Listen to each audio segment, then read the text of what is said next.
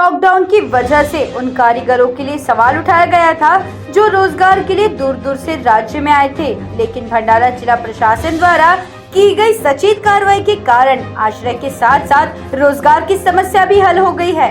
भंडारा में आश्रय में रहने वाले 34 श्रमिक अपने पारंपरिक झाड़ू बनाने के कौशल्य से एक दिन में 8,000 रुपए कमा रहे हैं। तालाबंदी के कारण जिले और राज्य की सीमाएं सील हो गई है। परिणाम स्वरूप अन्य राज्यों के श्रमिकों को अपने राज्य में लौटने का रास्ता महाराष्ट्र में अवरुद्ध हो गया है।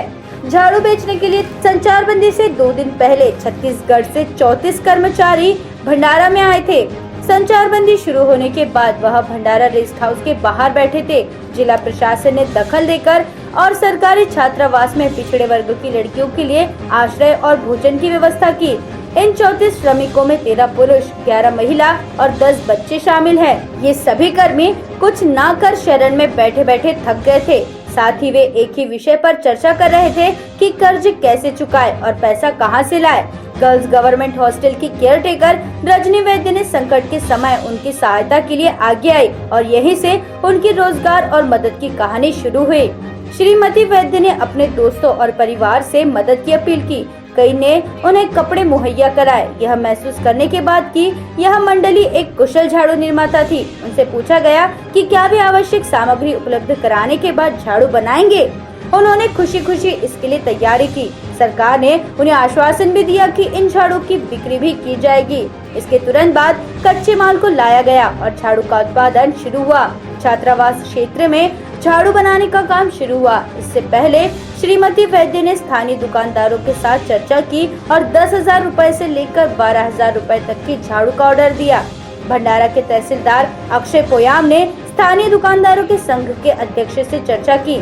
पोयाम द्वारा किए गए एक समझौते के बाद दुकानदार ने उनसे 7,000 से 8,000 झाड़ू को 20 रुपए प्रति झाड़ू पर बेचने के लिए सहमत हुए।